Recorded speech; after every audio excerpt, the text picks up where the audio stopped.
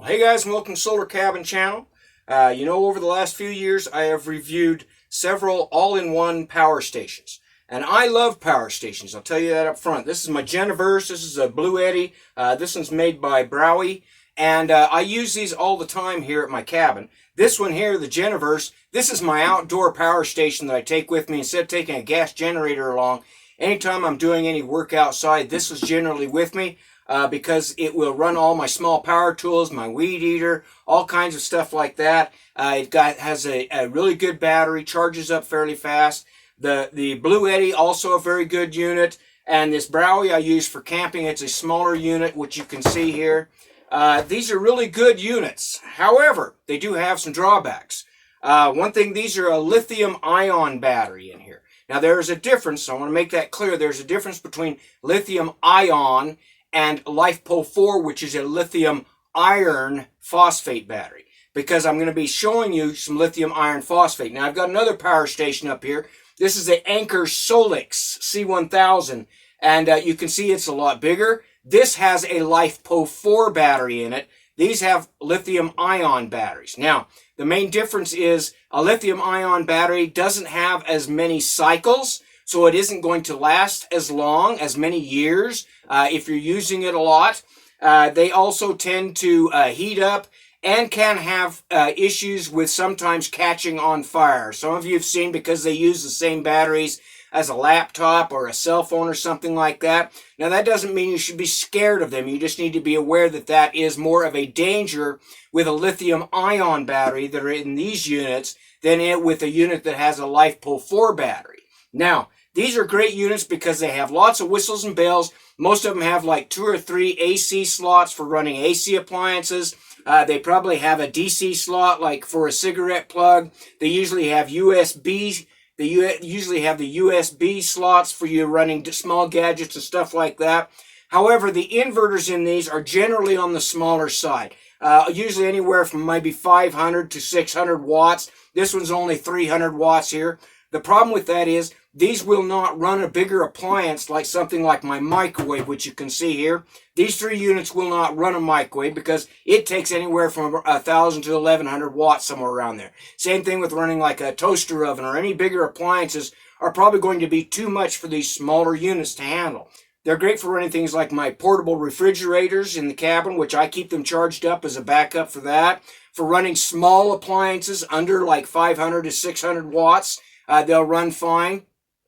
But if you need to run a larger appliance, these units just won't handle that. Now, the Anker Solix, it has a lot larger battery, about 1,100 watt-hour battery. It will run my microwave just fine and run larger appliances and tools. However, the difference in price is really quite astounding. These units here, now you can get them probably under about $500. A unit like this Anker Solix is probably going to cost you closer to around $1,000 because it has a Lifepo4 in it. A larger inverter can handle bigger appliances. But these are still great units. However, if you want to build your own power station and save some money, especially if you already have a few of these components, I'm going to show you today how to set up your own small power station. You can do this in about 15 minutes, and it will probably cost you less than one of these types of power stations. Some other disadvantages of these power stations is, even though the units are quite portable, most of them require some type of charging transformer like this. As you can see, it's a big bulky block. On the Blue Eddy, it's this great big thing here. And on this one here, it also has its own charger. You have to take those along with you if you want to charge them up from AC. Now, these units can also be charged up from solar. They are limited on how much solar power you can actually charge them with. So you may only be able to put like a 200 watt or 100 watt solar panel on some of these. The Anker Solix, it can handle a lot more solar power because it's a Lifepo4 and a bigger battery. But it depends on the unit as to how much solar power you may be able to connect to them. So even though they are convenient, easy to take along, if you have to take a power block along to charge them up and you need AC, it may take quite a while to charge them up either from AC or from solar power. So let's show you how you can set up your own system. Okay, so if you want to put together your own power station, this is what I recommend for most people. This is a 100 amp hour Lifepo4 battery. Now remember the difference I said.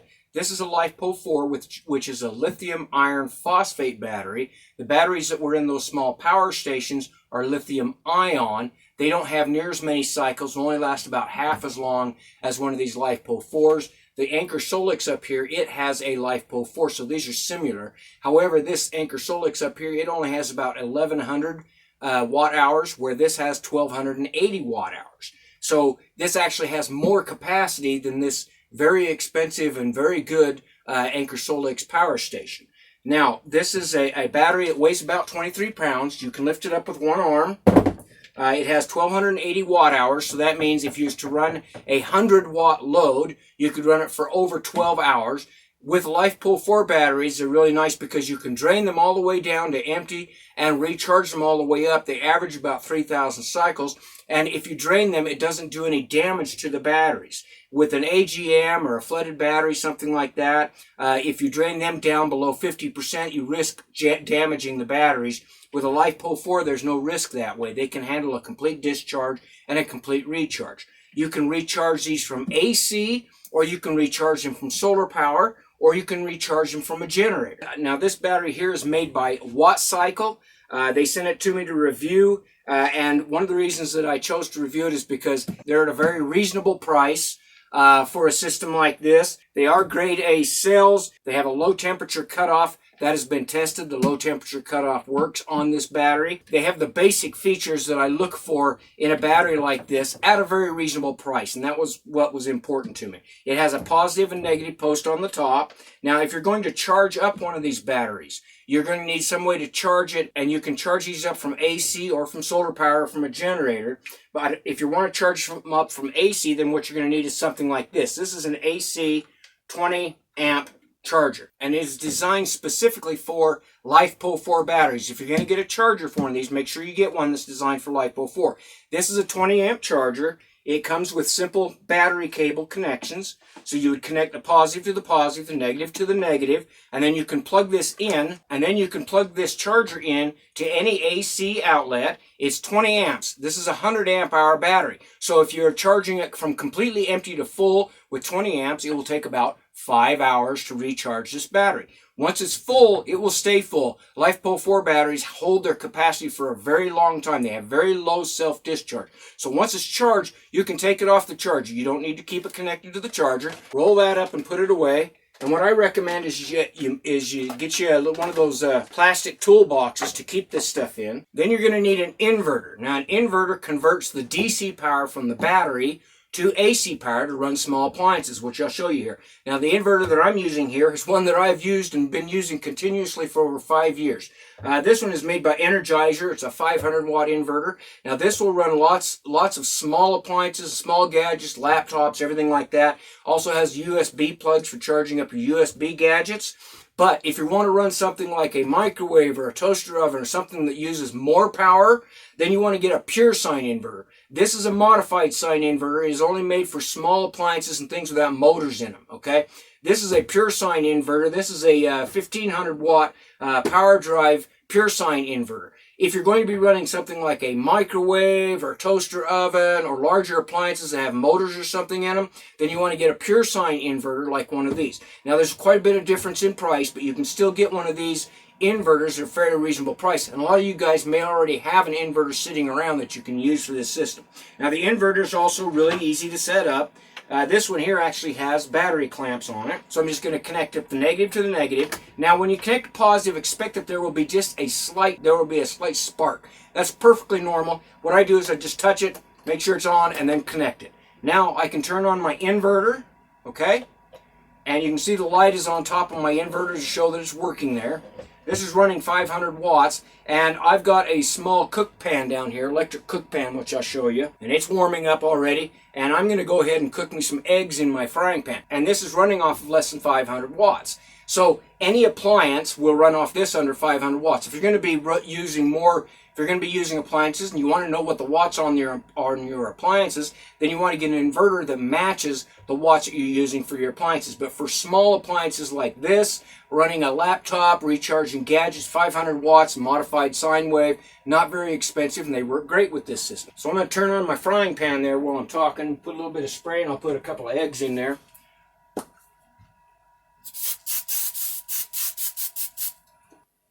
I'm going to scramble me up a couple of eggs while I'm talking to you here. Now this is a good system size for an emergency situation. If you got a power blackout at your house or something like that, all you need is a battery like this, an inverter, even a small one like this, and you can cook your family a meal. You can run your laptops, you can recharge your cell phones, run your kids' gadgets, whatever you need to do. This can also be, if you want to put these together in some type of box or system like that, lots of ideas for doing that out there. Then you can go ahead and take this with you camping. These batteries are used a lot for RVs, cooking up a couple of fried eggs for breakfast there. So you can cook your family a meal if there's a blackout or something like that using this system. If you want to charge this from solar, then what you will need is a controller. This is an MPPT. That is a controller that works to get about 15% more out of your solar panels. This is the Renogy Wanderer.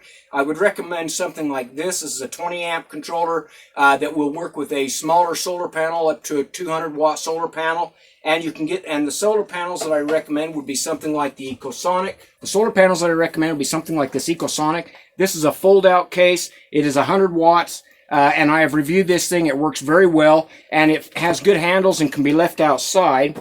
And then it comes with the different cables in here so that you can charge up. You can even charge your small power stations with this. But it also has the MC4. It also has the MC4 cables, so you can connect them to that controller. You can charge this battery up. Now, how fast it charges up will depend on how much sunlight you get. But in general, in about 8 to 10 hours of good sunlight, it will completely recharge that 100 amp hour battery. Okay, and you can see how fast my eggs are cooking. They're almost done. It only took a couple of minutes in that electric frying pan. Works very well off of this system, but you can run any type of small appliance or gadget that matches your inverter, and recharge any of your emergency equipment, run your laptop, keep your phones and everything charged up.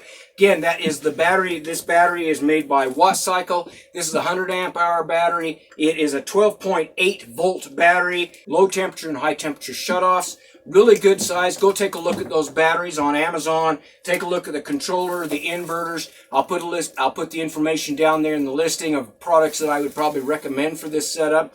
But there you go, folks. That's a basic emergency power system that you can set up that has a lot more capacity than those other small stations. It is a Lifepo4, so it's going to last a lot longer. And it's portable. If you want to put this all in a case, you can make it portable. It has a handle on it. And great for an emergency backup system, maybe an RV or a camping system if that's what you're looking for. All right, folks, I'm going to eat my eggs. Have a great day.